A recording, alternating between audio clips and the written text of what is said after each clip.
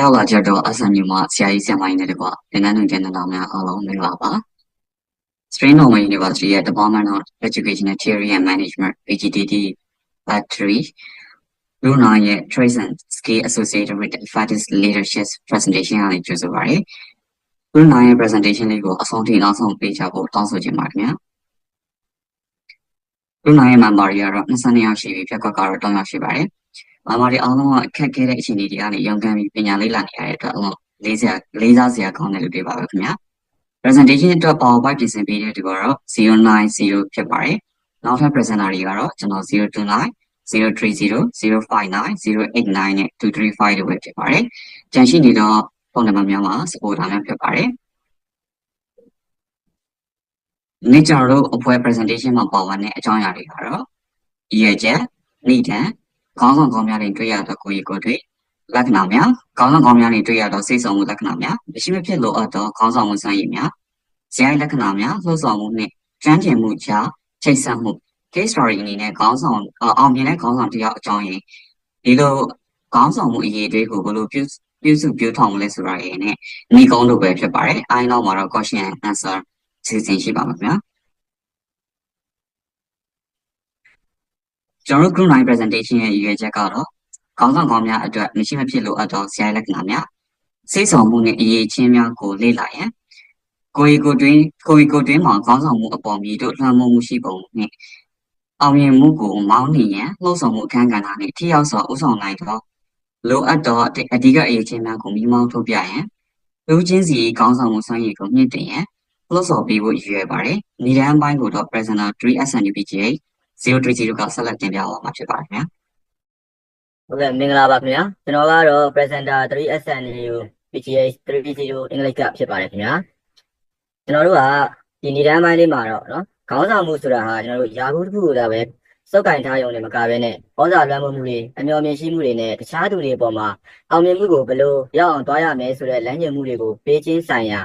ကိစ္စရပ်တွေပါဝင်နေပါတယ်။ထိရောက်တဲ့ခေါင်းဆောင်များမှာပင်ကိုယ်စရိုက်လက္ခဏာတွေဆရာထက်တန်မှုစရိုက်တွေနဲ့၎င်းတို့ကိုလှုပ်ဆောင်မှုပေးနိုင်တဲ့ထိရောက်တဲ့ဥဆောင်နိုင်စွမ်းရှိတဲ့အဓိကအရေးချင်းတွေပေါင်းဆက်ပါဝင်နေတယ်ဆိုတာကိုလည်းကျွန်တော်တို့တွေ့ရမှာဖြစ်ပါတယ်။ဒီတင်ပြချက်မှာကျွန်တော်တို့ကခေါင်းဆောင်မှုရဲ့ရှုထောင့်နှစ်ရပ်ဖြစ်တဲ့ traits and skills ကိုကျွန်တော်တို့အဓိကလေ့လာမှာဖြစ်ပါတယ်ခင်ဗျာ။ခေါင်းဆောင်ကောင်းများမှာတွေ့ရတတ်တဲ့ကိုယ်ရည်ကိုယ်သွေးလက္ခဏာတွေမှာတော့ထိရောက်တဲ့ခေါင်းဆောင်တွေဟာသူတို့ကိုခွဲခြားတတ်မှတ်ပေးနိုင်လိုက်တဲ့ဇယိုင်းလက္ခဏာတချို့ကိုပြသလေ့ရှိပါတယ်။အဲ့တော့ထိရောက်တဲ့ခေါင်းဆောင်တွေမှာတွေ့ရတတ်တဲ့ဇယိုင်းလက္ခဏာတွေအများကြီးရှိပေမဲ့အဲ့ဒီတဲကမှကျွန်တော်တို့ emotional intelligence ဆိုတဲ့စိတ်ခံစားမှုကိုနားလည်နိုင်ခြင်းနဲ့စီမံခန့်ခွဲနိုင်ခြင်းဆိုတဲ့အပိုင်းမှာတော့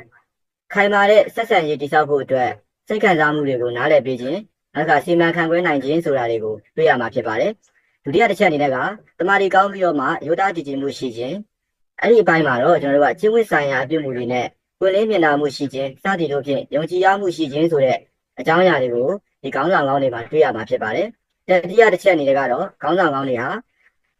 ဒီလောကဓာတ်ကိုခံနိုင်ရရှိခြင်းအဲ့ဒီအပိုင်းမှာတော့စိန်ခေါ်မှုတွေကိုရင်ဆိုင်တဲ့အခါမှာကြန့်ခိုင်နိုင်ပြီးတော့တည်ငြိမ်နေတာမျိုးကိုဆိုလိုတာဖြစ်ပါတယ်။နောက်တစ်ချက်အနေနဲ့ကတော့မိမိကိုယ်ကိုယုံကြည်မှုရှိခြင်း confidence ပဲဖြစ်ပါတယ်။ကိုယ့်ကိုယ်ကိုယုံကြည်မှုရှိပြီးတော့အခြားသူတွေပေါ်မှာလည်းယုံကြည်မှုရှိပြီးတဲ့အပိုင်းကိုတွေ့ရမှာဖြစ်ပါတယ်။နောက်တစ်ချက်အနေနဲ့ကတော့အလျော်ကြည်မှုရှိခြင်းပဲဖြစ်ပါတယ်။စိန်ခေါ်မှုတွေကိုပြောင်းလဲရန်နဲ့ချိန်ကြီးရန်အတွက်ပွင့်လင်းရှိခြင်းမျိုးကိုဆိုလိုခြင်းဖြစ်ပါတယ်။ဆက်လက်ပြီးတော့ကြန့်ရှိနေတဲ့အပိုင်းလေးကိုတော့ presenter 3SNUPGA 059ကနေဆက်လက်တင်ပြပေးဖို့ဖိတ်ခေါ်အပ်ပါတယ်ခင်ဗျာ။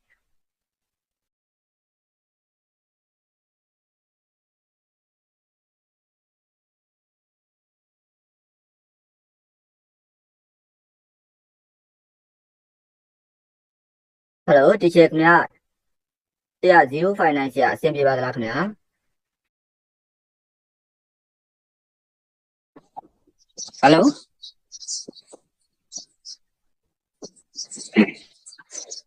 Hello ကြားပါလားခင်ဗျာဟုတ်ကဲ့ဆရာကြားပါတယ်ခင်ဗျာဟုတ်ကဲ့ရပါတယ်ခင်ဗျာမင်္ဂလာပါဗျာကျွန်တော်ကတော့ presenter 3SNUPGA 059 match ဖြစ်ပါတယ်ထိရောက်တဲ့ခေါင်းဆောင်များရဲ့စည်းစုံမှုလက္ခဏာများအပိုင်းလေးမှာတော့ထိရောက်တဲ့ခေါင်းဆောင်တွေကိုဘယ်အရာတွေကတွန်းအားပေးနေတာလဲအဓိကလှုံ့ဆော်မှုလက္ခဏာတွေကဘာတွေလဲဆိုတာစဉ်းစားကြည့်ကြရအောင်ပါကိုယ့်ကိုယ်ကိုစဉ်းစားနိုင်မှုစွမ်းရည်အားကောင်းခြင်း set motivation ခေါင်းဆောင်တွေဟာ ပြင်ပဖိအားမှာပါပဲဒီမှန်းချက်တွေကိုအောင်မြင်ဖို့တွန်းအားပေးနိုင်ကြပါတယ်စေအားထက်သန်မှုကောင်းစွာရည်ရွယ်ချက်တွေကိုတိကျစွာအကောင့်ထဲပေါ်ရခြင်း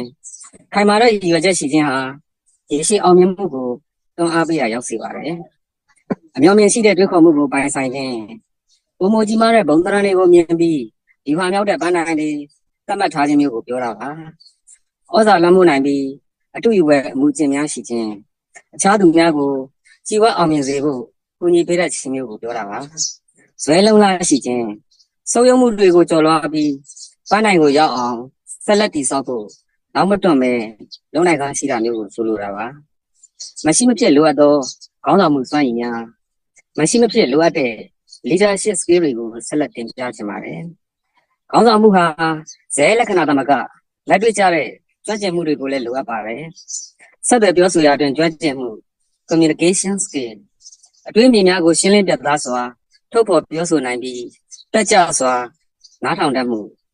ဆုံးဖြတ်ချက်ချခြင်းနဲ့ဆိုင်သောစွမ်းရည် decision making skill ရုပ်တိကျကျအတီးချွန်ဖန်တီးမှုရှိသောဖြည့်ရှင်းခြင်းများနဲ့စိန်ခေါ်မှုတွေကိုကိုင်တွယ်ဖြည့်ရှင်းခြင်းအတင်းတည်ဆောက်ခြင်းဆိုင်ရာစွမ်းရည် team building skill ပူးပေါင်းဆောင်ရွက်မှုနဲ့စည်းရုံးမှုကိုအားပေးခြင်းအချိန်စီမံခန့်ခွဲခြင်းနဲ့ကိုယ်တလဲလွှတ်အပ်ခြင်း time management and delegation လုပ်ငန်းတာဝန်တွေကိုဦးစားပေးပြီးပါဝင်ကူညီဖို့အခြားသူများကိုယုံကြည်ခြင်းကိုဆိုလိုတာပါကျွန်တော်ကထိရောက်တဲ့ခေါင်းဆောင်များရဲ့စိတ်ဆက်မှုလက္ခဏာများနဲ့မရှိမဖြစ်လိုအပ်သောခေါင်းဆောင်မှုစွမ်းရည်များအကြောင်းကိုတင်ဆက်ပြောပြပေးခဲ့တာဖြစ်ပါတယ်နောက်ပိုင်းလေးကိုတော့ presenter ဖြစ် 3SNUPGA 089 ပိုင်းဟိုကဆက်လက်တင်ပြသွားမှာမို့ 3SNUPGA 089 ပိုင်းဟိုကိုဆက်လက်ဖိတ်ခေါ်ပါတယ်ခင်ဗျာဟုတ်ကဲ့မင်္ဂလာပါရှင်ကျွန်မကတော့ 3SNUPGA 089 ပိုင်းဟိုဖြစ်ပါတယ်ရှင်ကျွန်မပိုင်းလေးကတော့ဇယိုက်လက္ခဏာများလှုပ်ဆောင်မှုနဲ့ကျွမ်းကျင်မှုများအကြားချိတ်ဆက်မှုလေးကိုတင်ပြချင်ပါတယ်ရှင်ကြီးမြတ်တဲ့ခေါင်းဆောင်တစ်ဦးဟာအောင်မြင်မှုတွေရရှိဖို့ခိုင်မာတဲ့စိတ်အားထက်သန်မှုနဲ့မရှိမဖြစ်လိုအပ်တဲ့စွမ်းရည်တွေကိုယ်သွေးဇယိုက်တွေကိုပေါင်းစပ်ပိုင်ဆိုင်ထားကြပါတယ်ဥပမာအဖြစ်ယုံကြည်မှုရှိတဲ့ခေါင်းဆောင်ရဲ့ကိုယ်သွေးဟာပန်းနိုင်ကိုရအောင်လှုပ်ဆော်ပေးပြီးထိထိရောက်ရောက်ပြောဆိုဆက်ဆံတတ်ပါတယ်ခန္ဓာရည်ရှိတဲ့ခေါင်းဆောင်ရဲ့ကိုယ်သွေးဟာစိန်ခေါ်မှုတွေကိုကြော်ဖြတ်ပြီးပြဿနာဖြေရှင်းခြင်းစွမ်းရည်ကိုသုံးပြုနိုင်ကြပါတယ်ခရစ်စတာရီအနေနဲ့အောင်မြင်တဲ့ခေါင်းဆောင်တွေကတယောက်ဖြစ်တဲ့ဥပမာအနေနဲ့နယ်ဆင်မန်ဒဲလာအကြောင်းကိုလေ့လာကြည့်စေချင်ပါတယ်။သူ့ရဲ့လက္ခဏာရပ်တွေမှာတမာတိ၊ခန္ဓာရည်ရှိမှု၊စိတ်ပိုင်းဆိုင်ရာဉာဏ်ရည်သွေးစစ်စော်မှု၊တရားမျှတမှု၊ဇွဲလုံးလားအမျှော်မြင်ရှိတဲ့တွေးခေါ်မှုတွေကိုနှစ်သက်အားရဖွယ်တွေ့ရမှာပါ။ကျွမ်းကျင်မှုတွေပိုင်းမှာဆိုရင်လည်းဆက်သွယ်ရေး၊စစ်ဆက်နေနိုင်ရေး၊ယူဟာမြောက်ဆုံးဖြတ်ချက်ချခြင်းစတာတွေကိုလေ့လာတွေ့ရှိကြရမှာပါ။ One leadership can change the world. ခေါင်းဆောင်တစ်ယောက်ဟာကမ္ဘာကြီးကိုတောင်ပြောင်းလဲနိုင်ပါတယ်ရှင်။ခေါင်းဆောင်ကောင်းတစ်ယောက်ဟာကမ္ဘာကြီးကိုတောင်ပြောင်းလဲနိုင်ပါတယ်ရှင်။ဒီမှာပိုင်းလေးကတော့ဒီလောက်ပါပဲရှင်။နောက်ပိုင်းလေးကိုတော့ presenter 3SNUPGA 235ပထဝီကဆက်လက်တင်ပြပေးသွားမှာဖြစ်ပါတယ်ရှင်။ presenter 3SNUPGA 235ပထဝီကိုဖိတ်ခေါ်ပါတယ်ရှင်မင်္ဂလာပါရှင်ကျွန်မကတော့ 3SNUPGA 235ပထဝီပဲဖြစ်ပါတယ်ရှင်ကျွန်မတင်ပြမှာတော့ဒီကုန်းချုပ်အနေနဲ့ပြောချင်တာကတော့ထိရောက်တဲ့ခေါင်းဆောင်မှုဆိုတာဇယိုက်လက္ခဏာတွေလှုပ်ဆောင်မှုတွေနဲ့ကျင့်ကြံမှုကိုရောဆက်နေတဲ့ဖြစ်နေပါတယ်ပြင်းရတဲ့ခေါင်းဆောင်တွေကအပြောင်းအလဲကိုလိုက်လျောညီထွေဖြစ်အောင်တွန်းအားပေးလှုပ်ဆောင်ကြပါတယ်။ခေါင်းဆောင်မှုကိုအတိတရားအလေးအကျင့်တည်ယူမှုတွေနဲ့ဖွံ့ဖြိုးတိုးတက်စေနိုင်ကြောင်းပြောကြားရင်းနဲ့ကျမတို့ကရုဏာရဲ့ presentation လေးကိုဒီမှာပဲအဆုံးသတ်လိုက်ပါတယ်ရှင်။အားဆိုင်နားထောင်ပေးကြလို့အားလုံးကိုအထူးကျေးဇူးတင်ပါတယ်။စကူအမေဖေခဏလေးကိုရောက်ရှိလို့လာပါပြီဖြစ်။သို့ဖြစ်ပါရဲ့အမေဖေခဏလေးကနေကြိုးဆိုလိုက်ပါတယ်ရှင်။အခု recent ထောင်ထားတာဆိုရင်128ဆိုရင်လေးမယ်ဟုတ်ကဲ့မင်္ဂလာပါရှင်ဒီချေကြီးရှင်ဂရုဏာရဲ့ဖေသားများအားလုံးလည်းအားလုံး congratulation ပါရှင် ကျမဒီခေါင်းဆောင်မှုအကြောင်းကိုဆရာတို့ဆွေးနွေးသွားဆိုလေကျမနည်းနည်းဆွေးနွေးချင်တာပေါ့နော်အဲ့ဟာပါလဲဆိုတော့ကျမတို့တချို့သောခေါင်းဆောင်တွေကပေါ့နော်အခုဒီကြားထဲမှာကြားကာလထဲမှာဆိုရင်လေခေါင်းဆောင်တွေများတော့အဖြစ်ပေါ့နော်တော်တော်များများဖြစ်ပြလာတာကဘာလဲဆိုတော့သူတို့တွေကဒီကျမတို့အခုဒီ presentation မှာလုပ်တယ်လို့မျိုးအရေးအချင်းနေဒီလိုတွေရှိတင်ပါတယ်ဒါတွေရှိကိုရှိရပါမယ်လို့သူတို့သိတယ်သိပေမဲ့လေဒါပေမဲ့သူတို့ကလက်တွေ့လုပ်တဲ့အခါမှာသူတို့ကလက်စုပ်မဖြီးဘဲနဲ့သူတို့လက်ရှိနေတဲ့နေရာလေးအတွက်ကိုစုပ်ကင်ထားပြီးတော့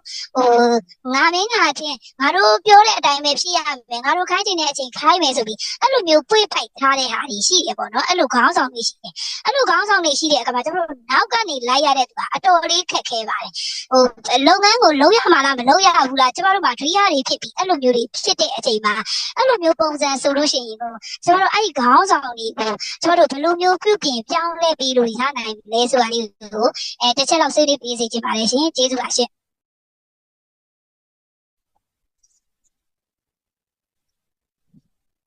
်ဟုတ်ကဲ့ကျွန်တော်အရင်ဖြေကြည့်ပါမယ်နော်ဟုတ်ကဲ့ဟယ်လိုဟုတ်ကဲ့ကြားလာမသိပါဟုတ်ကဲ့ကြားပါတယ်ရှင်ဆရာဟုတ်ပါလေကျွန်တော်တို့ကဒီ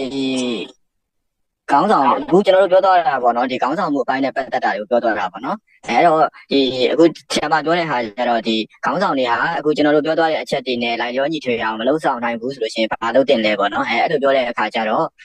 ့ဒီမှာကကျတော့ကျွန်တော်တို့ကလေဟုတ်ပြီအဲ့တော့ခေါင်းဆောင်ကတော့ဒီအခုကျွန်တော်တို့တင်ပြသွားတဲ့ presentation မှာခေါင်းဆောင်တယောက်ကပြုမှုလုပ်ဆောင်ရမယ့်ကျင့်ဝတ်တွေနော်သူမှရှိတဲ့အရည်တွေဒါတွေကိုရှိရမယ်ဆိုတဲ့အချက်တွေကိုသူတို့ကိုယ်တိုင်လည်းသိရလိုက်မလုပ်ဘူးဆိုတော့ကျွန်တော်တို့ကအဖွဲ့အစည်းတစ်ခုမှာခေါင်းဆောင်ဟာတယောက်ပဲရှိရပါနောက်လိုက်ကဥပမာပေါ့အကြောင်းတစ်ကြောင်းမှာဆိုလို့ရှိရင်အကြောင်းအုပ်တယောက်ရှိမယ်ဆိုရင်အကြောင်းတစ်ကြောင်းမှာထက်တန်းအကြောင်းတစ်ခုမှာဆိုလို့ရှိရင်လည်းအကြောင်းဆရာမပေါင်းရာချီပြီးရှိမယ်ဒါဆိုရင်ကျွန်တော်တို့ကသူခေါင်းဆောင်ဟာခေါင်းဆောင်အလုပ်ကိုမလုပ်ဘူးဆိုလို့ရှိရင်နောက်လိုက်တွေကကျွန်တော်တို့ကပထမဆုံးမလုပ်ရမလဲဆိုတော့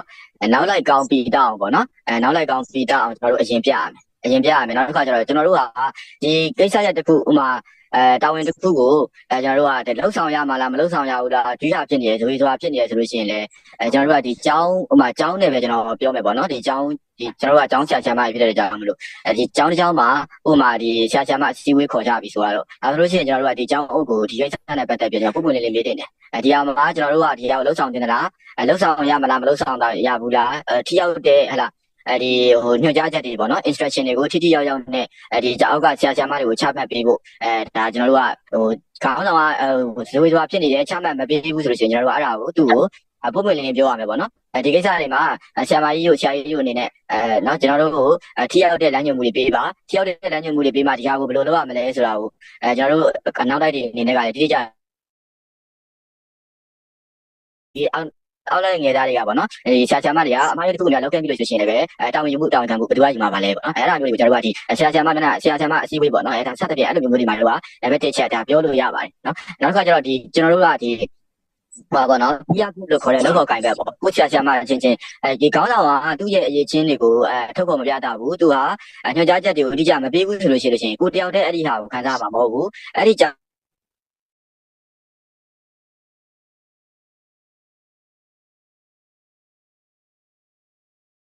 နောက်လိုက်ရင်ခေါင်းဆောင်ပြောင်းလို့ရပါတယ်အဲ့တော့နောက်လိုက်တွေဟာခေါင်းဆောင်ကထိရောက်တဲ့ညှိနှိုင်းချက်တွေမပေးဘူးဆိုလို့ရှိရင်နောက်လိုက်တွေအကုန်လုံးဟာ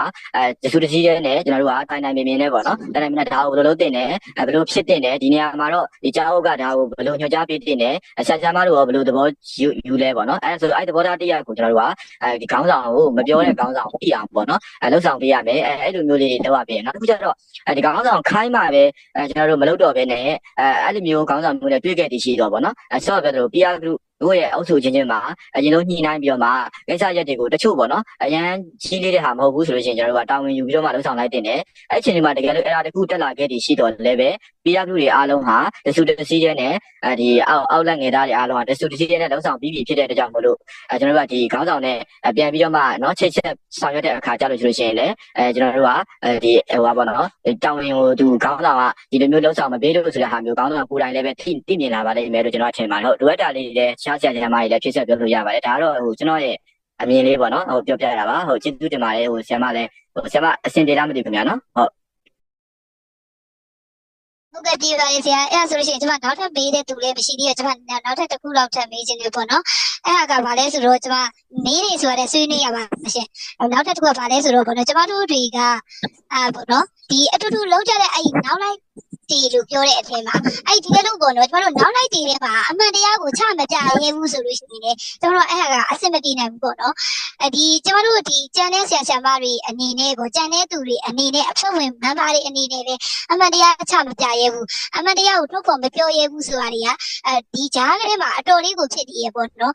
အဲ့လိုမျိုးဟာတွေအတွက်ဆိုရင်တော့ကျွန်တော်တို့ဘယ်လိုလုပ်မလဲပေါ့နော်ကျွန်တော်တို့သူတို့ကိုပြောပြမယ်လေသူတို့အကြောက်တရားကကြီးစိုးနေတဲ့အခါကျတော့အမှန်တရားကိုချမကြရဲဘူးဖြစ်နေရပေါ့နော်အဲ့ဒါအတွက်တော်တော်လေးဒုက္ခရောက်ပါတယ်လို့အဲ့ဒါလေးကိုတဲ့ကဆက်ပြီးတော့ဆွေးနွေးနေပေါ့နော်ဟုတ်ကဲ့ကျေးဇူးပါရှင်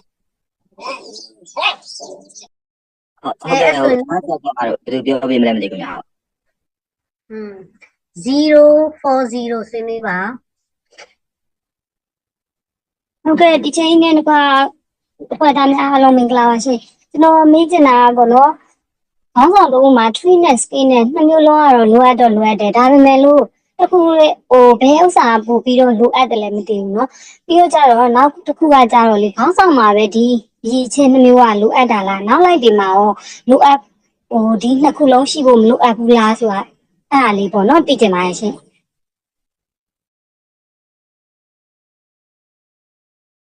ဟုတ်ဟိုကျွန်မဖြေလိုက်မယ်ရှင်ဟုတ်040ပြောတာကဟိုခေါင်းဆောင်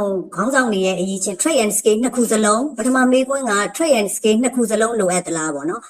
တကယ်တမ်းတော့နှစ်ခုစလုံးလိုအပ်ပါတယ်နှစ်ခုစလုံးပြည့်စုံအကုန်လုံး perfect ဖြစ်တော့ပိုကောင်းတာပေါ့နော်ဒါပေမဲ့လူသားအားလုံးကတော့ perfect ဖြစ်မှာမဟုတ်တဲ့အတွက်ခေါင်းဆောင်နေရာကိုပထမဦးဆုံးရောက်လာပြီးခံမှပေါ့နော်ရောက်လာပြီးခံမှလေးလာရင်နဲ့တဖြည်းဖြည်းချင်းပြည့်စုံသွားတာမျိုးဖြစ်သွားမယ်ပေါ့နော်နှစ်ခုသလုံးကတော့လိုအပ်ပါတယ်နောက်ပြီးတော့နောက်လိုက်ဆိုတာလဲနောက်လိုက်တွေအားလုံးမှာလဲအဲ့ဒီ scale တွေရှိရင်တော့အကောင်းဆုံးပေါ့နော်အကြီးမဟုတ်ရင်တောင်ကိုမိသားစုပဲကြည့်မယ်ဆိုရင်တောင်မှပဲခေါင်းဆောင်တဲ့အုတ်ထင်းသူပေါ့နော်အုတ်ထင်းသူမှာလဲအဲ့လိုမျိုး skill တွေနဲ့ပြည့်စုံတယ်ဆိုလို့ရှိရင် trade cost skill နှစ်ခုစလုံးနဲ့ပြည့်စုံတယ်ဆိုလို့ရှိရင်နောက်လိုက်တွေကလည်းနေ့စဉ်မြင်တွေ့နေရတဲ့အတွက်အတူခိုးပြီးသားဖြစ်ပြီးတော့သူတို့စီမှာလည်းရှိလာမယ်ပေါ့ဒါဆိုမိသားစုအနေနဲ့လည်းကောင်းလာမယ်အဲ့လိုကနေတဆင့်ကျေပြောပြီးတော့ community ဟုတ်ပါပါပြီ အားလုံးပါလေအဲ့လိုလေးဆိုတော့ကောင်းလာပေါ့ရှင်ဟုတ်နှစ်ခုစလုံးကလိုအပ်ပါတယ်ရှင်အဆင်ပြေလားမသိဘူးရှင်ဟုတ်ကဲ့ရှင်စင်ကြပါရှင်ကျေးဇူးပါရှင်အဲ့ဆိုရင်185ဆွေးနွေးပါ Okay ပါ population မှာ9လို့ရေဒီမှာဆုံးကျွန်တော်ပုံပြချင်ပါတယ်ပြင်ဆက်မှုကြီးပေါင်းပါတယ်population ပိုင်းတော့PowerPoint ပြင်လာပြီးတော့ဘယ်လိုပြည့်စုံတဲ့တင်ပြမှုတွေတခုပါတခုကျွန်တော်ဆွေးနွေးချင်တာပေါ့နော်ကျွန်တော်တို့ဒီပေါင်းဆောင်မှုအပိုင်းဒီ data sheet ကဒီနောက်လိုက်တွေအတွက်ရှိဆောင်လမ်းပြဘာလာဥတ္တပတ်ပေါ်ရဖြစ်တယ်ဆိုတာဒါနည်းလမ်းတွေရဒီလိုမျိုးအချက်တွေရသိရတယ်ပေါ့နော်တခုလေးကျွန်တော်တို့ဒုရဖြစ်စရာကဒီလိုမျိုးခေါင်းဆောင်မှုတဲ့ဥဆောင်သူပေါ့နော်ဥဆောင်သူနဲ့ခေါင်းဆောင်မှုတဲ့စုပေါင်းခေါင်းဆောင်မှုကဘယ်လိုချက်တွေဘယ်လိုချင်းနေပြည့်စုံရမလဲစုပေါင်းခေါင်းဆောင်မှုဆိုတာရောဘယ်လောက်ထိအရေးပါနေလဲကျွန်တော်တို့ဟိုတခု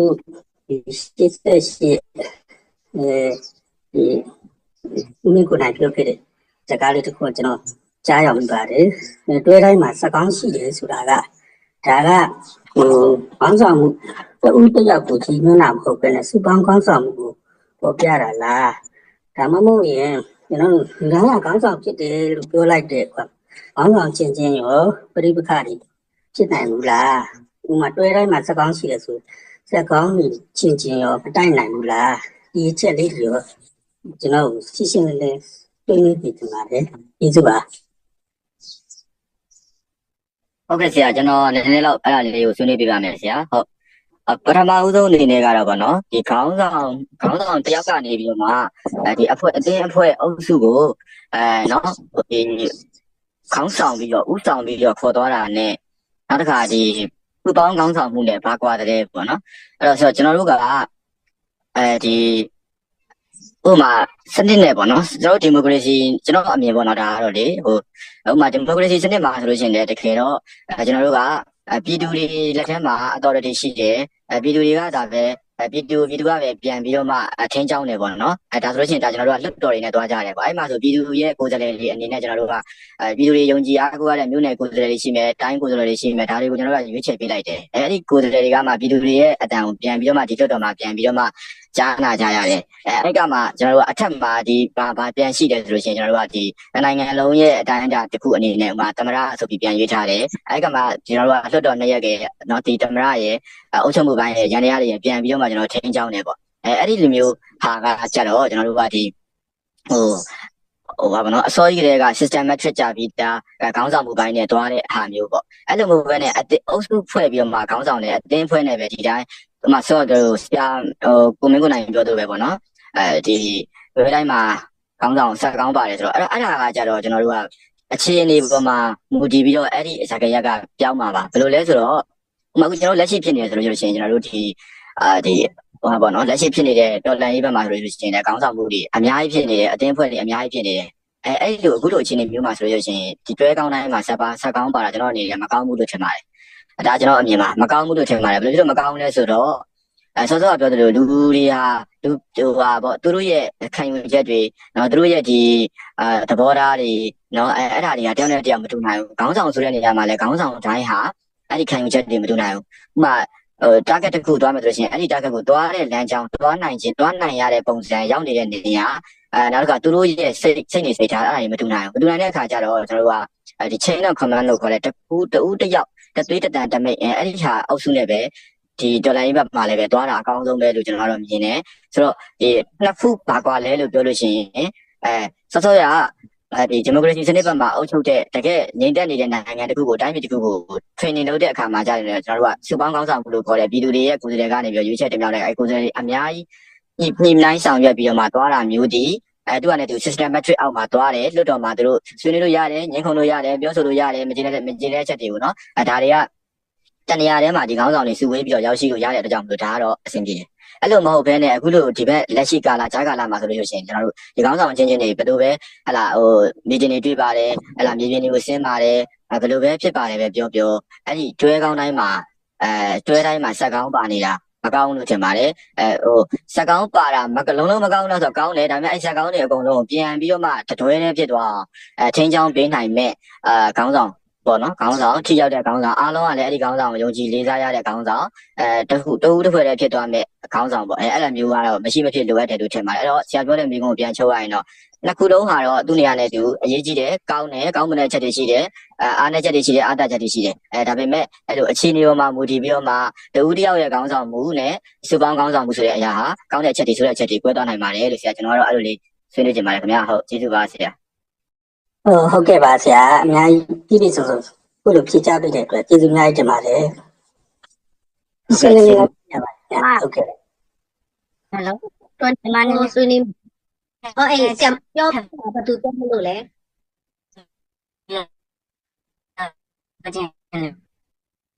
အေးပြောလာအောင်မလားမသိဘူးရှင်အဲ့လိုကြည့်နော်ဟုတ်ကဲ့ရှင်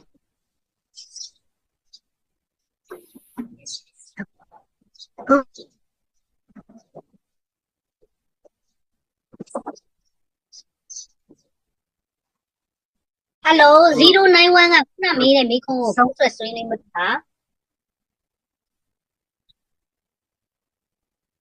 Hello ဆရာမအပန်မကြားရအောင်ဒီချေ091ဘက်ကအတန်မကြားပါဘူးဟုတ်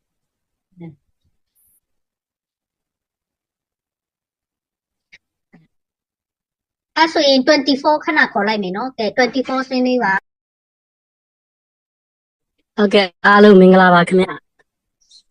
Good night congratulations ပါကျွန်တော်ကတော့မေးဖို့ထက်ဆက်တော့ဆွေးနွေးသွားတဲ့ဟိုစာလေးနဲ့ပတ်သက်ပြီးတော့ကျွန်တော်အမြင်လေးဆွေးနွေးခြင်းလို့ပါဗျ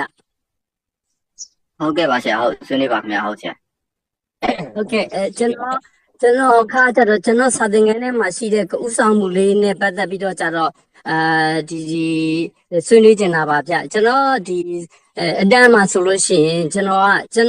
်ငယ်ငယ်တုန်းကကြတော့အတန်းမော်နီတာကိုကျွန်တော်တို့တစ်နှစ်လုံးကျွန်တော်တာဝန်ယူခဲ့မှုပါတယ်ဗျအခုကျွန်တော်စာသင်တဲ့ခါကျတော့ကျွန်တော်စာသင်ခန်းမှာကျတော့မော်နီတာကိုတစ်နှစ်လုံးမဟုတ်ပါဘူးခင်ဗျကျွန်တော်မော်နီတာရဲ့သက်တမ်းဟာတစ်လပါဗျပထမတစ်လတစ်ယောက်ပြီးလို့ရှိရင်နောက်တစ်လဆိုလို့ရှိရင်နောက်တစ်ယောက်ကနေပြီးနောက်မော်နီတာအသစ်ကိုရွေးပါတယ်မော်နီတာလုပ်ဖူးတဲ့သူကဒီကျွန်တော်နေရာဖယ်ပေးရပါတယ်နောက်တစ်ခုကျွန်တော်စာသင်ခန်းမှာစာသင်တဲ့အခါမှာgroup ကလုပ်တဲ့အခါကျတော့ဒီ discussion လုပ်တဲ့အခါကျတော့ group leader ဟာတယောက်တည်းအမြဲတမ်းမဖြစ်ရပါဘူးဒီတစ်ခါမှာ group leader လုပ်ဖို့လို့ရှိရင်နောက်တစ်ချိန်ဆိုလို့ရှိရင်သူက group leader မလုပ်ရပါဘူးဒီချိန်မှာဒီ presenter လုပ်တဲ့သူကလည်းနောက်တစ်ချိန်မှာ presenter မလုပ်ရပါဘူး note taker လုပ်တဲ့သူကလည်းပဲတစ်ချိန်လုပ်ဖို့ရင်သူကလုပ်ငန်းတွေကိုစီချင်းပြီးတော့ကြတော့တစ်လက်စ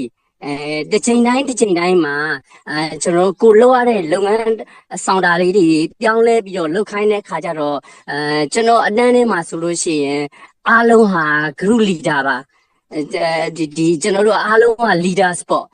ဒီစာသင်တာတောင်မှပဲကျွန်တော်အရင်တော့ဆိုလို့ရှိရင်ကျွန်တော်ဆရာပဲပြင်တဲ့အတွက်ကြောင့်မဆရာပဲဥဆောင်တယ်လို့ပြောပြီးတော့ခါကြတော့အခုကျွန်တော်စာသင်တဲ့ပုံစံပြောင်းလိုက်ပါပြီကျွန်တော်ဆွေးနွေးတဲ့အချိန်မှာကျွန်တော်ဟာဆွေးနွေးတဲ့အချိန်မှာကျွန်တော်က leader ဖြစ်တဲ့အချိန်ကအခိုက်အတန့်မှာ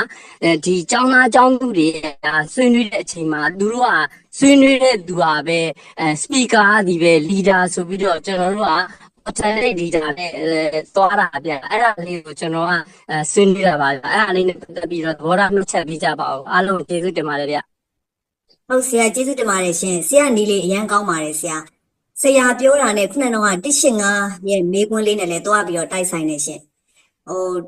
185ပေါ့အဲ့လိုမျိုးအားလုံးကတွဲတိုင်းမှာခေါင်းဆောင်ရှိတယ်ဆိုပြီးတော့ကိုမင်းကိုနိုင်စကားလိုပဲပေါ့နော်အဲ့လိုမျိုးဖြစ်နေတယ်ဆိုလို့ရှင်ရောတွဲချင်းရောမတိုက်ကြဘူးလားပေါ့ဒါကတော့ဘယ်နေရာနေတိုက်မှာပါပဲရှင်ဘယ်နေရာနေတိုက်ကြမှာပဲမိသားစုထဲမှာတောင်းမှာပဲအလျင်းမသိတဲ့အချိန်လေးပေါ့နော်ဒါအားလုံးကနားလည်မှုတွေရှိကြပြီးတော့ကိုစီပေါ့နော်စိတ်နေသဘောထားရောတက်ကြွရမယ့်ဒီခံယူချက်ထားမယ်ခံယူချက်တွေရောသိနေတယ်ဆိုရင်တောင်းမှပဲတိုက်တဲ့ချိန်ကတော့ရှိတာပါပဲဘလို့ပဲတိုက်အဲ့ဒါလေးတွေကပညာပြေဝပြီးတော့စိတ်နေသဘောထားကိုကောင်းသွားပြီဆိုရင်ညှိနှိုင်းပြီးတော့သွားလို့ရပါတယ်ဆရာရဲ့လုပ်ပုံလေးကဆရာခုနကတော့ဆရာ24ရဲ့လုပ်ပုံလေးကအရန်ကောင်းတယ်ရှင်အဲ့ဒါကအားလုံးပေါ့နော်အားလုံးရှိသမျှအားလုံးကိုတိုးတက်သွားစေတယ်ပို့ပြီးတော့ကောင်းစေတယ်လို့ကျွန်တော်တို့မြင်တယ်ခုနကနေရာတိုင်းမှာလည်းအားလုံးကိုစီတယောက်ချင်းစီတိုင်းကခေါင်းဆောင်မှုအည်သွေးတွေရှိနေပြီးတော့ပညာလည်းပြည့်ဝလာပြီးစိတ်နေသဘောထားလည်းကောင်းပြီးတော့အသိဉာဏ်ပညာကျွယ်ဝလာတယ်ဆိုလို့ရှိရင်ကျွန်တော်တို့နိုင်ငံအတွက်အားလုံးအကောင်းဆုံးပဲလေတိုက်တယ်ခိုက်တယ်ဆိုတာတွေတိုးမိတယ်တိုက်မိတယ်ဆိုတာရင်ဆိုင်ရတယ်ဆိုတဲ့အကြောင်းအရာတွေကတော့ဘလို့အနေထားပဲဖြစ်ဖြစ်ဘယ်သူနဲ့ဖြစ်ဖြစ်ကြုံမှာပဲကျွန်တော်တော့အဲ့လိုလေးယူဆရရှင်ဟုတ်ကျေးဇူးတင်ပါတယ်ရှင်ကျေးဇူးပါဆရာမဟုတ်ကျွန်တော်နည်းနည်းလေးထပ်ပြပြောချင်ပါတယ်ခင်ဗျာဟုတ်ဆရာရဲ့နော်စာသင်ခန်းထဲမှာအခုလိုမျိုးလေးကျင့်သုံးတာတကယ်ကိုကောင်းမှပါတယ်အဲ့အချိန်တွေမှာဆရာကျင့်သုံးပြီးတော့မှလုပ်တဲ့အချိန်မှာလည်းပဲပေါ့နော်အောင်မြင်မှုဆရာပြောတဲ့ပုံစံဆိုတာအောင်မြင်မှုရတယ်လို့ကျွန်တော်လည်းမြင်ပါတယ်ပေါ့နော်ဆိုတော့အဲ့ဒီမှာကျတော့ကျွန်တော်တို့ကဘာကွာသွားလဲဆိုတော့ဒါဆိုရင်အဲ့ဒီကလေးတွေနဲ့အခုဆရာနဲ့ပေါ့နော်ဒါကကျတော့fair ဖြစ်တယ်ပေါ့နော်ဒီအခန်းတစ်ခန်းထဲမှာပဲစာသင်ခန်းထဲမှာပဲဒီကလေးတွေကိုဆရာကပထမဦးဆုံး training လုပ်ပေးထားတယ်ခေါင်းဆောင်ဆိုတာဘယ်လိုနေရမလဲဘယ်လိုစိတ်ထားရှိရမလဲဥပမာအခုကျွန်တော်တို့ presentation မှာတင်ပြသွားတယ်ပေါ့နော် trade and skills ပေါ့ခေါင်းဆောင်တွေမှာရှိတင်ရှိရတဲ့အရေးချင်းခေါင်းဆောင်တွေမှာရှိတင်ရှိရတဲ့ဒီလမ်းညွှန်မှုเนาะသူရဲ့ပုံစံเนาะအရေးချင်းစတဲ့ပြန်ဓာတ်တွေကိုဒါအရှိရနေပြီးတော့မှဆရာကဥဆောင်ပြသွားတယ်ပေါ့ပထမဆုံးဆရာကဥဆောင်ပြသွားပြီးတော့မှဒီကျောင်းသားတွေကိုအလဲကျသူ့ကိုလည်းခေါင်းဆောင်နေရာတွေကိုသူပေးကြည့်တယ်ဒါဆိုဒီခေါင်းဆောင်ဆရာကနေမှရှိရနေတာထင်းချောင်းသွားခြင်းတစ်မျိုးပဲပေါ့ဆော့လို့ဒါပဲကျွန်တော်ပြန်ကောက်တာပေါ့နော်ဒါဆော့ဆရာမမေးလိုက်တဲ့မေးခွန်းကလည်းကျွန်တော်ခေါင်းထဲမှာအဲ့ဒါလည်းအများနဲ့တွင်းနေတဲ့မေးခွန်းဖြစ်နေတဲ့အတွက်ကြောင့်မို့လို့ပေါ့နော်ဆော့ပြောတဲ့တွဲတိုင်းမှာဆက်ကောင်းပါတယ်ဆိုတာအဲ့ဒါလေကျွန်တော်တို့တိုက်မှာပါဆော့တီချာပြောတယ်လို့ပဲတိုက်မှာပါဆိုတာကျွန်တော်တို့ကယထာဆိုတာလမ်းကြောင်းဥတီဘက် အမှန်တစ်ဖက်တည်းကိုပဲသွားရတဲ့တန်းကြောင်ရှိနေပြီးသားပါအဲ့ဒါမှာစက်ကောင်းတွဲတိုင်းကိုစက်ကောင်းတက်ပြလိုက်တဲ့အချိန်မှာကျတော့တောင်သွားမှလားဒီတွဲရမြောက်ဘက်ကိုသွားမှလားဒီတွဲရရှေ့ဘက်ကိုသွားမှလားဆိုတဲ့ဟာမျိုးတွေဖြစ်လာနိုင်တယ်ဆိုတော့ပေါ့နော်ဆော့ဆော့ပြတဲ့အခြေအနေနဲ့အကြောင်းအရာပေါ်မှာမူတည်ပြီးတော့မှအဲ့ဒီဟာတော့နော်ပြန်ပြီးတော့မှသုံးသပ်ရမယ်လို့ထင်ပါတယ်ဟုတ်ကျေးဇူးတင်ပါတယ်ဆရာရဲ့ရှင်းသုံးသွားတဲ့ပုံစံတွေကတော့တော်တော်လေးကိုကောင်းပါပါတယ်လို့ဟုတ်ကျေးဇူးပါ ကျေးဇူးပါဆရာ ကဲအဲ့ဆိုရင်နောက်တစ်ယောက်ကဟိုပါပေါ့နော်022ဆွေးနွေးပါ အလိုဆရာမကြီးကြားတာရှင် ကြားပါတယ် ဟုတ်ဆရာမကြီးနဲ့တပါcongratulation ပါလို့ခရီးနိုင်အဖွဲ့ကိုတင်ဆက်တာတွေလည်းအကုန်လုံးပြည့်စုံပါတယ်ကျမကကြတော့မေကွန်းမေးတာချက်ပေါ့နော်ကျမတို့အခုကိုယ်တိုင်ကြုံတွေ့နေရတဲ့အကြောင်းလေးတွေနဲ့ပတ်သက်ပြီးတော့နည်းနည်းဆွေးနွေးချင်လို့ပါအဲ့တော့မေကွန်းလေးတွေမေးကြတယ် leadership နဲ့ပတ်သက်ပြီးမေးကြတာတွေအများကြီးပဲရှိကြပါတယ်ဖြေတာတွေလည်းအကုန်လုံးပြည့်စုံပါတယ်အခုကျမတို့ဖြစ်နေတဲ့အနေထားကလေးတွေကိုပေါ့ leadership ဖြစ်ဖို့ရအတွက်ကျမတို့စနစ်တမ်းမှာပါတယ် lead to serve serve to lead ဆိုတဲ့ခေါင်းစဉ်မှာပါပါတယ်ရှင်အမေစုရဲ့ UK မှာဘိုလောင်းတွေကိုသင်ခွန်းပြောတဲ့အကြောင်းကိုထုတ်လုပ်ပြီးတော့ပြထားတဲ့ခေါင်းစဉ်မှာပါပါတယ်သူကကြတော့ကလေးတွေကို leadership ဖြစ်လာဖို့ရအတွက်ပေါ့ကျမတို့ဆရာဆရာမတွေမှာလည်းတောင်းဝင်ရှိတယ်ဆိုတဲ့အခန်းကဏ္ဍတည်းရဲ့အနေနဲ့ရောပြောချင်တဲ့အဓိပ္ပာယ်လည်းပါအဲ့မှာကျသူကဘာကိုပြောရလို့ဆိုတော့ကျမတို့ lead ခေါင်းဆောင်ဖြစ်ဖို့ရအတွက်ကခေါင်းဆောင်ရဲ့ရှေ့မှာ sub ဆိုတဲ့ဆောင်ရွက်ချက်ကောင်းကြီးဒီမှသာရင် lead ဆိုတဲ့ခေါင်းဆောင်ကောင်းဖြစ်မယ်ပေါ့ပြောချင်တာအဲ့ကကြတော့ကျမတို့က a good leader ဖြစ်ဖို့ဆိုရင်ခေါင်းဆောင်ကောင်းတစ်ယောက်ဖြစ်ဖို့ဆိုရင် a good follower နောက်ကလိုက်တဲ့ကောင်းတဲ့လိုက်တဲ့သူတွေဖြစ်ရှိလာမှသာလေ a good leadership ဖြစ်အဲ့ကကြကျမတို့ကကလေးတွေကို good leader မဖြစ်ခင်မှာ a good follower ဖြစ်ဖို့ရအတွက်ကျမတို့ကပြုစုပြောထောင်ပေးရမယ်လို့ပြောပါတယ်အဲ့ဒါတစ်ချက်ပေါ့နောက်တစ်ချက်ကကျမတို့leadership တွေရဲ့ခေါင်းဆောင်ကောင်းတွေရဲ့ခေါင်းဆောင်ကောင်းရဲ့အရည်ချင်းမှာဘာတွေအရည်ချင်းရှိလို့ဆိုတော့ခုနကကလုံတိုင်းဘက်မှာလည်းပြီးပြီးဆိုပြောသွားပါတယ်သူကတော့အဲ့ထဲမှာတော့သူအနည်းချုပ်ပြောလိုက်တာ right decision ဖြစ်ဖို့ရအတွက် right time ဖြစ်နေရပါမယ် right time မှန်ကန်တဲ့အချိန်မှာမှန်ကန်တဲ့ဆုံးဖြတ်ချက်ကိုချနိုင်မှာပါလေ leadership ဖြစ်သွားနိုင်တယ်ပေါ့အဲ့လိုပြောအဲ့ကတည်းကကျမတို့ကအဲ့ထဲမှာတော့စုံလို့ကသူပြောချင်တဲ့မိတ်ဆွေပြောချင်တဲ့အကြောင်းတရားတွေကဘိုးလောင်းတွေကိုသူလာပြီးပြောတဲ့နေရာမှာသင်ကြားမှုမဟုတ်ပါဘူးပေါ့သင်ကြားမှုလာတာမဟုတ်ပါဘူးပေါ့သူကလမ်းသင်ယူဖို့လေ့လာဖို့လာတာပါပေါ့ပြောလိုက်တယ်အဲ့တော့ဘိုးလောင်းတွေရဲ့ပတ်သက်ပြီးတော့ဘိုးလောင်းတွေလောက်ရမဲ့စိတ်ဓာတ်တွေအနေအထားတွေကိုသူခေါင်းဆောင်ကြီးကျင်ရဲဆလင်းနဲ့ဥပမာပြီးပြီးတော့သူ့အဖေနဲ့ဥပမာပြီးပြောတာတွေလည်းအများကြီးကျမတို့တွေ့ရပါတယ်အဲ့ဒီမှာမှသူကသူတို့ဗြိတိရှတွေကပေါ့လေအင်းတို့ရဲ့စစ်တပ်ကိုဗြိတိရှလူမျိုးတွေကချစ်ကြသလားပေါ့မေးလိုက်တာဘေစုကမေးလိုက်တဲ့အခါကျသူကအဲ့ဟာကျမတို့နိုင်ငံကျမတို့စစ်တပ်ကိုချစ်တာပေါ့ဆရာဝန်တွေဒေါက်တာတွေ medical professor တွေချက်တောင်းမှာပေါ့သူတို့ရဲ့စစ်တပ်ကိုသူကပို့ပြီးတော့လေးစားတယ်ချစ်ခင်ကြတယ်ပေါ့ပြောချင်တာအဲ့ဒါကြတော့ကျမတို့ကအမေစုပြောချင်တာကျမတို့နိုင်ငံမှာဖြစ်နေတဲ့အနေအထားကိုချစ်သလားမုန်းသလားမမေးပဲနဲ့သူများနိုင်ငံကစစ်တပ်ကိုချစ်သလားကိုအရင်မေးလိုက်တာအဲ့တော့ဘာလို့ချစ်တော့မေစုကအဲ့စစ်တပ်ကိုဘာလို့ချစ်တော့ကိုမေးလိုက်တဲ့အခါကျတော့သူတို့စစ်တပ်ကလူတွေကပေါ့လေသူတို့အုပ်ချုပ်တဲ့နေရာမှာသူတို့ရဲ့အာဏာနဲ့အုပ်ချုပ်တာချက်ပေါ့သူပြောချင်တာစစ်တပ်ကပေါ့ဘယ်လိုပြောမလဲပြည်သူကိုလွှမ်းမိုးမနေရပေါ့ပြည်သူကစစ်တပ်ကိုလွှမ်းမိုးရကျမအဲ့တော့ကလေးတွေကိုရှင်းပြရရင်လည်းနားလေမှတ်မိပါလားလေးတခုကကြတော့စစ်တပ်ကပြည်သူရဲ့လိုအပ်ချက်ကိုအမြဲတမ်းဖြည့်ဆည်းပေးရပြည်သူရဲ့ကိစ္စတွေအရေးကိစ္စမှန်သမျှစစ်တပ်ကတောင်းဝင်ယူရမယ်အခုကကျမတို့ဖြစ်နေတဲ့အနေအထားကစစ်တပ်ရဲ့လိုအပ်ချက်ကိုပြည်သူကဖြည့်ရတယ်စစ်တပ်ဖြစ်ခြင်းတဲ့အရာကိုပြည်သူကဖြည့်ရတဲ့သဘောလေးကိုသူကပြည်တိရှစစ်တပ်နဲ့နှိုင်းယှဉ်ပြီးတော့မေစုကမြင်အောင်ပြလိုက်တယ်အဲ့ကကြကျမတို့ကကလေးတွေကိုအမျိုးစုံရှင်းပြတဲ့အခါမှာ သူတို့ကတစ်ချိန်မှာမင်းတို့ကတစ်ချိန်မှာ leadership ဖြစ်မှာဖြစ်တဲ့အတွက်ကြောင့်မို့အဲ့ဒီ leadership ဖြစ်ဖို့ရအတွက်ဘယ်လိုຢာတွေကတော့ကောင်းတယ်မကောင်းဘူးပေါ့အဲ့ဒီချိန်မှာနောက်ဆုံးအနည်းချုပ်ပြောလို့ရှိရင်ခေါင်းဆောင်ကောင်းဖြစ်ဖို့ရသူတို့စစ်တပ်ကိုချစ်ရတဲ့အကြောင်းရင်းသူတို့စစ်တပ်ကားတဲ့ဆက်လက်ပေါ့ကိုကြိုးမပါတဲ့ဆောင်ရွက်ချက်တွေနဲ့သူတို့ကလုပ်တယ်ပေါ့ဆက်လက်ဖြစ်ဖို့အရေးကြီးတယ်ပေါ့အဓိကပြောချင်တာအဲ့ကကျမတို့ကကလေးတွေကိုပြောတဲ့နေရာအဲ့လိုဆက်လက်ကိုကြိုးမပါတဲ့ခန်းစားချက်တွေကိုသူတို့ရဲ့ရှင်ထဲမှာရိုက်သွင်းရမယ်ပေါ့ပြီးလို့ရှိရင်သူတို့အချိန်မှာခေါင်းဆောင်ကောင်းလောက်ကြမဲ့သူတွေရဲ့ကလေးတွေမှာပေါ့သူတို့ရဲ့ moral စိတ်နေသဘောထားတွေ emotion တွေကျမတို့ကအရာအလုံးကိုဖန်တီးပေးရမယ်ဆိုတဲ့သဘောကလေးတွေအများကြီးပါကျမကတော့အခုကျတော့ရုပ်တရက်ကိုကပြောချင်တဲ့စကားတွေကများတော့ပြောရမှမသိဘူးအဲ့ဒီခေါင်းစဉ်ကိုသင်ရင်တွေကတော့ပြောရင်လည်းကလေးတွေနဲ့ပြောရတဲ့အခါမှာပြောစရာလည်းကောင်းတယ်စိတ်ဓာတ်လည်းတက်ကြွတယ်အခုဖြစ်နေတဲ့အနေအထားနဲ့ကိုဖြစ်ချင်တဲ့ဆန္ဒနဲ့ကတခြားစီဖြစ်နေပြီမယ်လို့အဲ့ဒီငန်းစာလေးကိုသင်ရင်နဲ့ကျမရင်ထဲမှာဘာဖြစ်လာလို့ဆိုတော့နောက်တစ်ချိန်မှာကျမပြောလိုက်တဲ့ကလေးတွေကပေါ့အဲ့လိုကလေးလေးတွေခေါင်းဆောင်ကောင်းလေးတွေဖြစ်လာမယ်လို့ကျမတော့ယုံကြည်တယ်ပေါ့အဲ့ဒါလေးနည်းနည်းပြောချင်လို့ပါကျန်တာတော့ခုနကဆရာမလေးတွေပြောသလိုအခုအနေထားမှာလက်စုပ်လက်ကင်မဖြီးချင်တာတွေကိုကျမတို့စမဆိုလည်းအဲ့လိုပဲပါ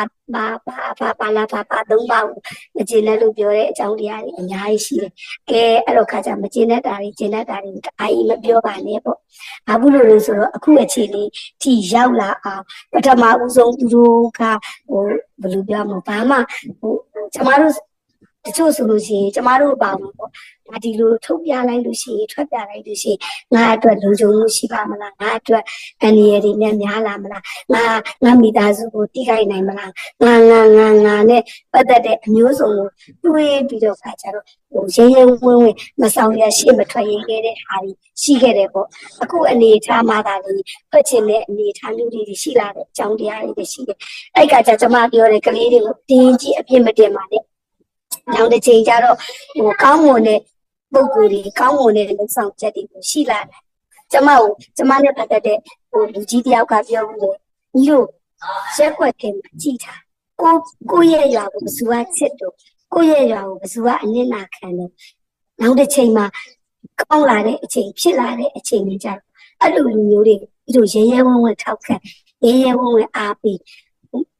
ရှေ့ကလှုပ်သွားတဲ့အနေအထားတွေမှာအစင်မပြေတဲ့သူတွေကိုမျိုးရေးလို့ပြောရရမယ်ဝင်ပယ်ရရမယ်အခုအချိန်မှာသူတို့ကအလုံးချလုံးပေါ့ကျမတင်စားပြောရရင်တော့အရင်တော့အခုပြောကြတယ်အရင်တော့အရက်ထဲမှာကလေးကြီးလူစုလူမိုက်တွေကအခုနေရာရနေပြီးတော့ကြတော့အုပ်စိုးနေကြတယ်အဲ့ရအတွက်ကြောင့်မို့အစင်မပြေတာအဲ့ချလုံးတွေရှိလို့ဒါလေတို့ဒီအခြေအနေထိရောက်လာတာသူတို့အတွက်မငဲကွက်ပဲနဲ့ချလုံးစိတ်ဓာတ်နဲ့အတရားမိရှေ့ထွက်ခဲ့လို့တာနောက်ကလူတွေအများကြီးပါလာခဲ့တာအဲ့တော့သူတို့ကိုလေအတင်းအပြစ်မတင်ပါနဲ့သူတို့နဲ့ထိုက်တဲ့ခံစားမှုကိုခံစားတယ်လို့ပဲပြောထားပါအဲ့ဒီမှာမှသူတို့ရဲ့စိတ်နေသဘောထားတွေသူတို့ရဲ့အားတွေကသူတို့အကျိုးကိုသူတို့ခံစားသွားနောက်တစ်ချိန်မှာကိုကရင်ဝင်နေဟာဒီဖြစ်ပေါ်ရပဲလိုပါတယ်ကျမတခါကိုရောက်ပြောလိုက်ပါအောင်မယ်တခါအဲ့လိုproject အဖွဲ့လေးတွေကလာတဲ့အခါကျတော့ဆွေးနွေးလုပ်ကြတဲ့အခါမှာဘလို့ကာကွယ်ချမလို့ပေါ့လေချောင်းရန်နေဘလို့ကာကွယ်မလို့ပါတော့ညာလို့လာတဲ့အခါကျကျမအဲ့ထဲမှာအဲ့ဒီနဲ့ကလေးလေးတွေလည်းပါလာတယ်ပေါ့ပါအဲ့ကျမကနေသူတို့မြင်ရတဲ့အချက်ကလေးတင်ပြောလိုက်တာဆရာမမင်းတို့အပြစ်ပြောတဲ့အနေနဲ့ပြောတာမင်းတို့ကလည်းကလေးလေးတွေဆိုတဲ့အခါကျတော့ဆောင်ရွက်တဲ့နေရာမှာလိုအပ်ချက်တွေလည်းရှိတယ်မှားယွင်းသွားတာတွေလည်းရှိတယ်ပေါ့ဆုံးဖြတ်ချက်တစ်ခုအဓိကတော့ဥပမာပေါ့ကျမတို့ပစ္စည်းတွေဝေးတယ်ဘာတွေဝေးတယ်ဆိုငါတို့ကြမရဘူးဘယ်သူကကြရတယ်ဘယ်လိုလားနီးမျိုးစုံနဲ့ပြောကြတာလည်းရှိတယ်အဲ့ပြောကြတဲ့အချိန်မှာမှန်ကန်တာတွေလည်းရှိတယ်မမှန်ကန်တာတွေလည်းရှိတယ်လူချင်းလို့ပြောတာတွေလည်းရှိတယ်ရချင်းလို့ပြောတာတွေလည်းရှိတယ်တကယ်ကိုရတဲ့ရင်လည်းမရလို့ပြောတယ်မချင်လက်တာတွေလည်းရှိတယ်အဲ့ခါကျတော့မင်းတို့ကဘာလို့ရမလို့ဆိုကြတော့အကုန်လုံးကိုစီစစ်ပြီးတော့အကောင်းဆုံးခိုင်းပြီးတာအခုလို့ဆိုတော့နောက်တစ်ချိန်မှာမင်းတို့ရဲ့ဆောင်ရွက်ချက်ကမင်းတို့ရဲ့တမိုင်းဖြစ်သွားမှာကျမကြရင်လေးပြောလိုက်တာ ဟုတ်လားကိုယ့်ရဲ့လုပ်ရက်ကနောက်တစ်ချိန်မှာကိုယ့်ရဲ့သမိုင်းဖြစ်မှာအဲ့ဒီကိုယ့်ရဲ့သမိုင်းကိုမူတည်ပြီးတော့ရှေ့ဆက်ရမယ်ဒီဒါရှစ်ခုနဒီဒါရှစ်တွေအဖြစ်တွေကိုမင်းတို့ရောက်သွားမှာဆိုတာကိုဟိုဆရာမမင်းတို့အဖြစ်တင်တဲ့အနေနဲ့ပြောတာပို့ဆိုပြီးကလေးတွေကိုကျွန်မပါလာကလေးတွေဆိုကျွန်မနဲ့ပတ်သက်ခဲ့တဲ့ကလေးတွေကဟိုများတာဟိုများတဲ့ခါကျသူတို့ကျွန်မချက်ကလေးတွေထောက်ပြတယ်ဟိုစာထဲမှာပါတဲ့လီဒါရှစ်ကဘယ်လိုအခုလက်တွေ့ရဲ့လီဒါရှစ်ကိုဟိုလီဒါရှစ်အစစ်အထိမရောက်တော့မှအခုအချိန်မှာမင်းတို့ဆောင်ရွက်နေတဲ့အရာတွေကိုအကောင်းဆုံးဖြစ်အောင်အမှန်ကန်ဆုံးဖြစ်အောင်ဆောင်ရွက်ကြဖို့ကျွန်မတိုက်တွန်းတာမျိုးတွေလည်းဟိုပြောခဲ့တယ်ပေါ့ဟိုရောက်တယောက်ပြောတာတော့မဟုတ်ပေါ့မြေပြင်ရဲ့အနေအထားလေးကိုကျွန်မဟိုဒီ leadership နဲ့ပတ်သက်ပြီးတော့ကြုံလို့ပြောတဲ့သဘောမျိုးပါရှင်ဟိုပြောချင်တာတွေကတော့အများကြီးပါဟိုဒီလောက်ပါပဲအကုန်လုံးဟို grade လူတိုင်းအဖွဲ့ကိုလည်း congratulation ပါဆရာမကြီးနဲ့တကွာနားထောင်ကျွန်မရဲ့ဟိုရောက်တယောက်တွေကိုနားထောင်ပေးတဲ့သင်္นานသားသင်္นานသူတွေအားလုံးကိုလည်းကျေးဇူးတင်ပါတယ်ရှင်ဟုတ်ကဲ့ နောက်ဆုံးတစ်ယောက်ပေါ့နော်129နော်လူရင်းတူရှင်းလေးဆွေးနွေးမယ်နော် ဟုတ်ကဲ့ပါဆရာမကြီးဟုတ်ကဲ့ဆရာမများအားလုံးမင်္ဂလာပါခင်ဗျာဟုတ်ကဲ့ဒီနေ့ presentation တင်ဆက်သွားတဲ့ group 9အဖွဲ့ကိုကျွန်တော်နည်းနည်းလေးဆွေးနွေးစေချင်တယ်ပေါ့ကျွန်တော်နည်းနည်းလေးမေးချင်ပါတယ်ဆရာဆွေးနွေးသွားတဲ့အထက်မှာတွဲတိုင်းမှာစက်ကောင်းပါတယ်လို့ဟိုဆရာတို့ဆွေးနွေးသွားတယ်ပေါ့နော်အဲ့ဆွေးနွေးတဲ့အထက်မှာကျွန်တော်သိချင်တာလေးကကျွန်တော်လောဆယ်လက်ရှိအချိန်နဲ့ဆိုရင်အတွဲ9တွဲလို့ဆိုလို့ရပါတယ်ပါလေးလုံးနဲ့ကျွန်တော် PDF တွေပေါ့အဲ့လက်ရှိအချိန်နဲ့ကာလနဲ့ကျွန်တော်တို့အရေးကြီးဆုံးအတွဲကဘယ်ဟာဖြစ်မလဲဗျာအဲ့ဒါလေးသိပြရစေအရေးကြီးဆုံးအတွဲဘယ်ဟာဖြစ်မလဲအရေးချင်းနဲ့အရေးသွေးကောင်းနဲ့ကျွန်တော်တို့ကလေးတွေကိုမွေးထုတ်ပေးနိုင်ဖို့ဟောအဲ့ဒီအတွက်အရေးကြီးဆုံးအတွဲကဘယ်ဟာဖြစ်မလဲဘာလို့လဲဆိုတော့ကျွန်တော်တို့ကဆက်ဆံမတွေကလောက်ပိုင်ကွန်းဒီချိန်မှာအပြည့်အဝချီကမရှိဘူးလို့ကျွန်တော်အနေနဲ့မြင်ပါတယ်လောက်ပိုင်ကွန်းအပြည့်အဝမရှိတာဖြစ်တဲ့အတွက်ဆက်ဆံမတွေမှာလောက်ပိုင်ကွန်းတော့ဘယ်လောက်များရှိတယ်လဲပေါ့အတက်နိုင်ဆုံးလောက်ပိုင်ကွန်းဘယ်လောက်ရှိတယ်လဲနောက်ကကျွန်တော်တို့ကဒါကိုကျွန်တော်မေးရချင်းကဆယ်စုနှစ်တစ်ခုရောက်တိုင်းမှာကျွန်တော်တို့ပညာရေးဒီအရေးကြီးဆုံးနေရာတစ်ခုမှာရှိနေတော့ညာလည်းပဲဒီဆယ်စုနှစ်ရောက်တိုင်းအခုချိန်ထိကျွန်တော်တို့ငယ်လေးတုန်းကတည်းကပညာရေးဒီနောက်ဆုံးကဏ္ဍကနေမှပါဝင်နေရတာဖြစ်တဲ့အတွက်ဆက်ဆံမတွေမှာလောက်ပိုင်ကွန်ဘယ်လောက်ရှိတယ်လဲနောက်ခါယခုလက်ရှိအခြေအနေနဲ့ကာလနဲ့ပတ်သက်ပြီးတော့အရေးကြီးဆုံးအတွက်ကဘယ်ဟာဖြစ်မလဲအဲ့ဒါလေးသိပြရစီဗျဟုတ်ကဲ့ပါဟုတ်ကဲ့ဆရာဒီနေ့လေးကျွန်တော်ပြရပါမယ်ဟုတ်ကျွန်မတစ်ခုလောက်ပြောချင်တယ်ပေါ့နော်အားလုံးအရေးကြီးတယ်လို့ထင်ပါတယ်အားလုံးအရေးကြီးတယ်ရှိနောက်ပြီးတော့လုတ်ပိုင်ခွင့်ဆိုတဲ့စကားလုံးမှာလုတ်ပိုင်ခွင့်ရှိသည်ဖြစ်စေမရှိသည်ဖြစ်စေတယောက်ချင်းစီတိုင်းကအကောင်းဆုံးလို့ထင်တဲ့အနေအထားကိုကိုစီလှုပ်ကြဖို့လိုအပ်တယ်လို့လည်းထင်ပါတယ်ရှင်ဟုတ်ကျေးဇူးတင်ပါတယ်ရှင်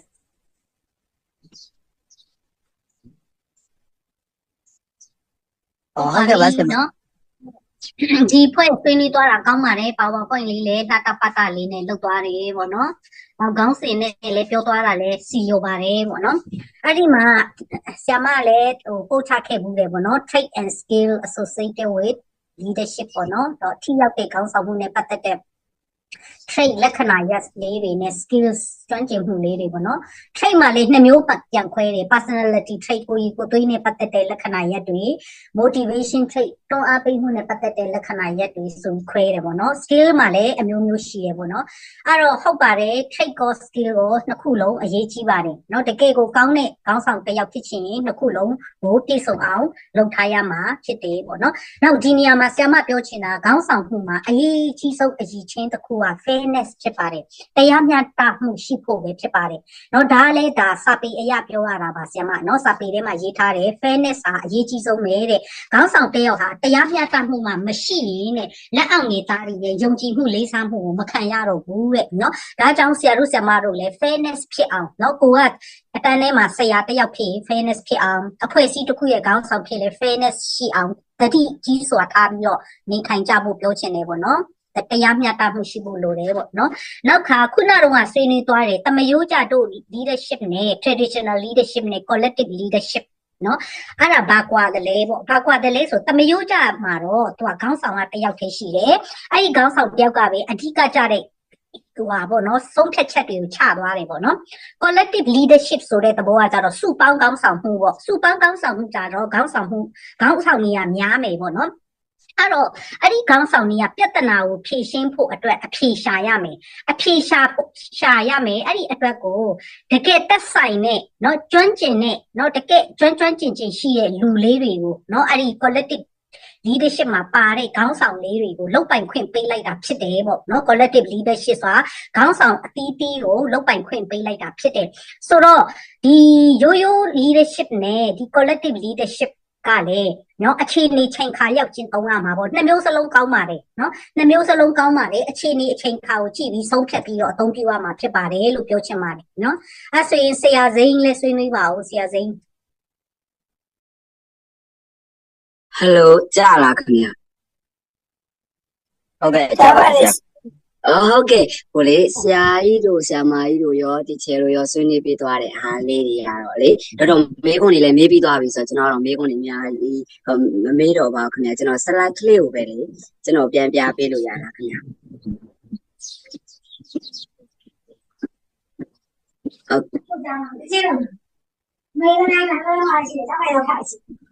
အဲ့မှာလေဟိုဟာလေးပဲခင်ဗျတချို့ဟာလေးတွေပါဟိုဟာလေ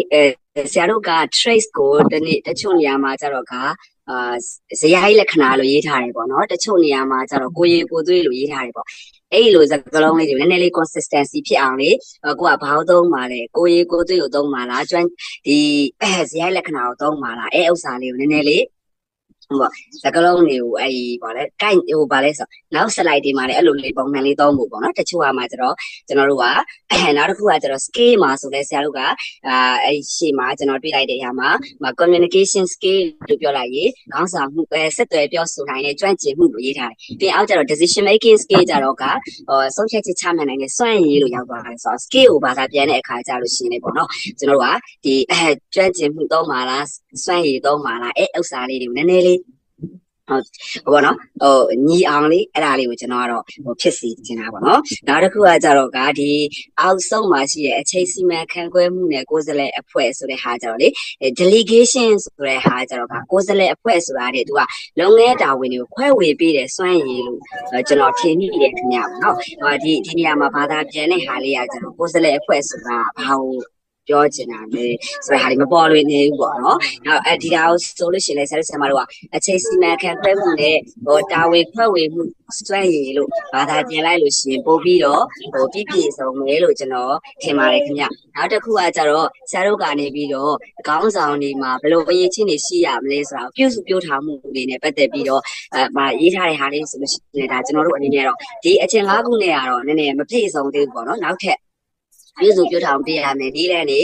ရှိအောင်မယ်လို့ကျွန်တော်ထင်မိပါတယ်ခင်ဗျာเนาะဒါဆဲကတော့အချိန်အကန့်အသတ်အရာပေါ့เนาะဒါဖြေးထားတာလို့ကျွန်တော်ထင်ပါတယ်နောက်တစ်ခုကကြတော့ဒီမှာဟိုပါပေါ့ဒီကျွန်တော်တို့ကြွန့်ကျင်ဇယိုက်လက္ခဏာရဲ့လှုပ်ဆောင်မှုရဲ့ကြွန့်ကျင်မှုရဲ့ကြားမှာရှိရဲ့ဆရာက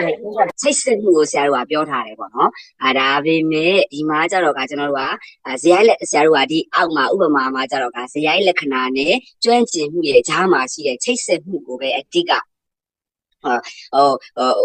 ဥပမာမှာကျတော့ကဒီ၃ခုကြားချိတ်ဆက်မှုလို့ပြောပေမဲ့ကျွန်တော်မြင်တာကတော့ဒီဇယိုက်လက္ခဏာနဲ့ကျွမ်းကျင်မှုပဲပို့ပြီးတော့ကြားမှာရှိတဲ့ချိတ်ဆက်မှုပဲနည်းနည်းမြင်ရတယ်ပေါ့နော်လှုပ်ဆောင်မှုဆိုတဲ့ကြားလက်ကောင်လေးနည်းနည်းလေးပေါ်လွေမယ်ဆိုရင်တော့ဒီခေါင်းစဉ်လေးနဲ့ပို့ကိုက်မယ်လို့ထင်ပါတယ်ခင်ဗျအဲ့ဒီမှာလေးပဲကျွမ်းကျင်မှုသုံးပါလားစွမ်းရည်သုံးပါလားဇယိုက်လက္ခဏာသုံးပါလားဒါမှမဟုတ်ရင်ကိုယ်ရည်ကိုယ်သွေးသုံးပါလားအဲ့ဥစ္စာလေးတွေက consistency ဖြစ်မယ်ဆိုရင်ပို့ပြီးတော့ပြည့်စုံမယ်လို့ထင်တယ်ပေါ့နော်နောက်တစ်ခုကကျတော့ slide တိုင်းရာဒီကျွန်တော်တို့အနေနဲ့ကျွန်တော်တို့ဘာသာစကားနဲ့သုံးထားပြီးတော့ slide တစ်ခုလေးမှာပဲကျွန်တော်အင်္ဂလိပ်လိုဖြစ်နေတယ်ဆိုအဲ့ဒီဥစ္စာလေးကိုလည်းကျွန်တော်တို့အင်္ဂလိပ်လိုဖြစ်နေတဲ့ဟာလေးဗမာလိုလေးဘာသာပြန်လိုက်ပြီးတော့ထည့်လိုက်မယ်ဆိုလို့ရှိရင်ပိုပြီးကောင်းသွားမယ်လို့ထင်ပါတယ်ခင်ဗျာကျွန်တော်တို့ဆရာတို့လည်းဆွေးနွေးပြီးသွားပြီပေါ့နော်နောက်အဖွဲလေးလည်းကျွန်တော်အချိန်ပေးကျွန်တော်ဒီလောက်ပဲရပ်ပါမယ်ခင်ဗျာဟုတ်ကဲ့ဟုတ်ပါပြီသူတို့ကအဲ့လိုနည်းနည်းဘာသာဆိုတာကျွမ်းကျင်မှုလို့ပေါ့နော်ဥပမာသူက personality trait ရှိတယ် motivation trait ရှိတယ်ကိုယ်ကိုယ်သွေးနဲ့ပတ်သက်တဲ့လက္ခဏာရရှိတယ် motivation trait ဆိုတာတွန်းအားပေးမှုနဲ့ပတ်သက်တဲ့လက္ခဏာရရှိတယ်ပေါ့နော် skill ကတော့ကျွမ်းကျင်မှုပေါ့နော်အဲ့လိုလေးပါနော်ကဲဟုတ်ပါပြီအဲ့ဆိုရင်နောက်အပိတ်ကိုခေါ်ပါမယ်နော်